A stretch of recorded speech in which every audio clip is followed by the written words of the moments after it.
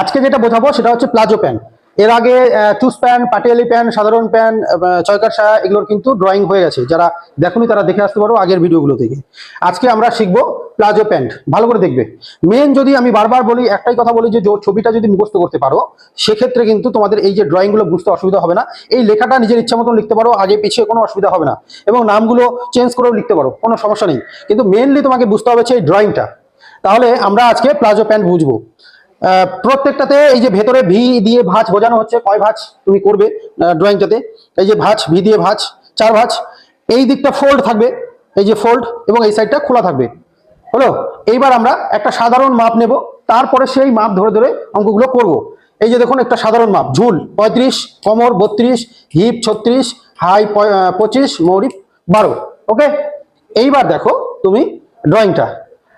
প্রথমেই এ থেকে বি, এই যে এ থেকে বি 1.5 ইঞ্চি। এই 1.5 ইঞ্চিটা কেন? 1.5 ইঞ্চিটা এই কারণেই যে তোমার কোমরের যে বেল্টটা হবে, যে বেল্টটা তুমি ফিতা ঢুকাবে বাঁধার জন্য, সেই জন্য তোমাকে কিন্তু এ থেকে বি 1.5 ইঞ্চি কাপড়টা নিতে হবে। এটা পল্টে যাবে ভেতরে। আচ্ছা, এখান থেকে এটা জানিয়ে এসো, সি থেকে কে কিন্তু তাই নেবে। এ থেকে বি সমান সি থেকে কে, এই মাপটা সমান এই মাপটা, একই মাপ। ওকে, তারপরে কি হয়েছে, বি থেকে জি। এই যে বি থেকে জি হচ্ছে ঝুল, তোমার প্যান্টের যে ঝুলটা, এই যে 35, এই 35 ঝুল বি থেকে জি। ওকে, তারপরে বি থেকে এইচ যে মাপটা আছে, বি থেকে এইচ হচ্ছে তোমার নিচে যে মুড়ে দিবে নিচের অংশটা, সেই অংশটা কিন্তু বি থেকে জিটা মাপটা নিতে হবে 1.5 ইঞ্চি। এই যে দেখো এখানে প্রথমে আছে বি থেকে জি, দেখো বি থেকে জি ঝুল, তারপরে জি থেকে এইচ, জি থেকে এইচ, এই যে জি থেকে এইচ 1.5 ইঞ্চি, জি থেকে এইচ একই মাপ নিতে হবে। জি থেকে এইচ সমান আই থেকে জে, এই যে জি থেকে এইচ সমান আই থেকে জে, একই মাপ নিতে হবে, বাড়তি 1.5 ইঞ্চি। কারণটাই হচ্ছে নিচে মুড়ে দেওয়ার জন্য। আচ্ছা, তারপরে কি আছে, তারপরে আছে দেখো এ থেকে ডি সমান হাইয়ের হাফ প্লাস 1.5 ইঞ্চি। এ থেকে ডি তোমার যে হাই, সেই হাইয়ের অর্ধেক, তার সঙ্গে 1.5 ইঞ্চি যোগ। কেন? কারণ এই যে এই 1.5 ইঞ্চিটা তোমাকে দিতে হবে তো মুড়ে দেওয়ার জন্য ভিতর দিকে, সেই জন্য এখান থেকে এই 1.5 ইঞ্চিটা নিয়ে মুড়ে দিতে হবে। সেই জন্য বাড়তি নিতে হচ্ছে তোমাকে 1.5 ইঞ্চি। না হলে তোমাকে এখান থেকে এটা যদি নিতে, তাহলে হাইয়ের হাফ নিলেই হয়ে যেত। সেই জন্য হাইয়ের হাফ প্লাস 1.5 ইঞ্চি, এই 1.5 ইঞ্চিটা বাড়তিটা। এবং সেম মাপ এখান থেকে এটা ডিটা যা নিচ্ছ, সি থেকে ই একই মাপ নেবে। এ থেকে ডি যা মাপ নেবে, সি থেকে ই একই মাপ নেবে, কোনো কম বেশি নেওয়ার কোনো দরকার নেই।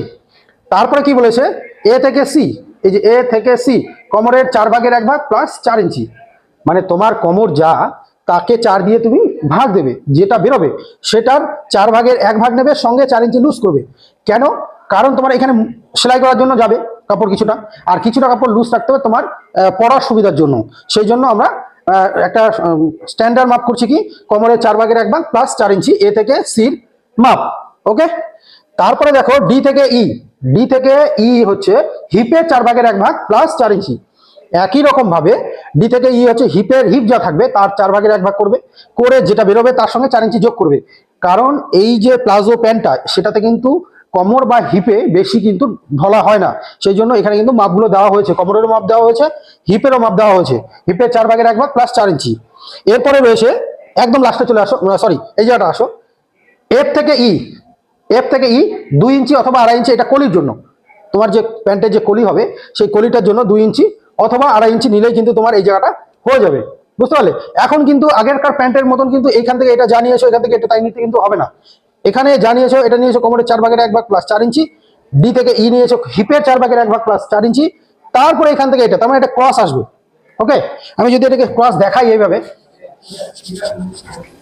তাহলে ভালো বুঝতে পারবে।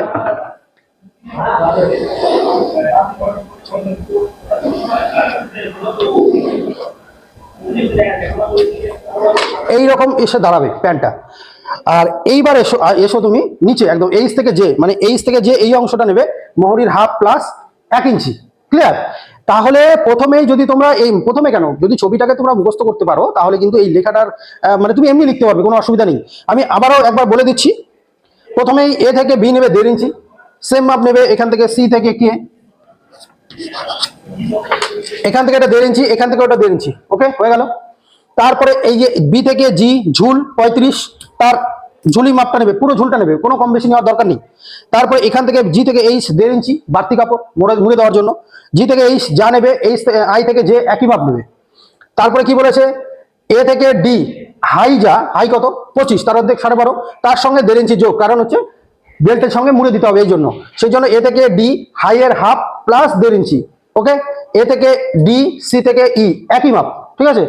এবার কি বলেছে, এ থেকে সি কোমরের 4/1 প্লাস 4 ইঞ্চি, কোমরের 4/1 প্লাস 4 ইঞ্চি। এ থেকে সি, এ থেকে ডি থেকে এফ, ডি থেকে এফ হচ্ছে হিপের 4/1 প্লাস 4 ইঞ্চি, ডি থেকে এফ হিপের 4/1 প্লাস 4 ইঞ্চি। এফ থেকে ই 2.5 ইঞ্চি অথবা 2 ইঞ্চি নিলেই হয়ে যাবে, কলির জন্য কোনো অসুবিধা নেই। এইচ থেকে জে মুহুরি, পায়ের যে মুহুরিটা হয় একটু বড় হয় প্লাজো প্যান্টে, তার অর্ধেক প্লাস 1 ইঞ্চি।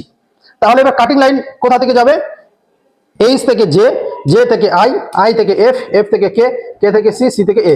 এটাই হচ্ছে কাটিং লাইন। এই যে এইচ থেকে জে, জে থেকে আই, আই থেকে এফ, এফ থেকে কে, কে থেকে সি, সি থেকে এ। ওকে, বোঝা গেল।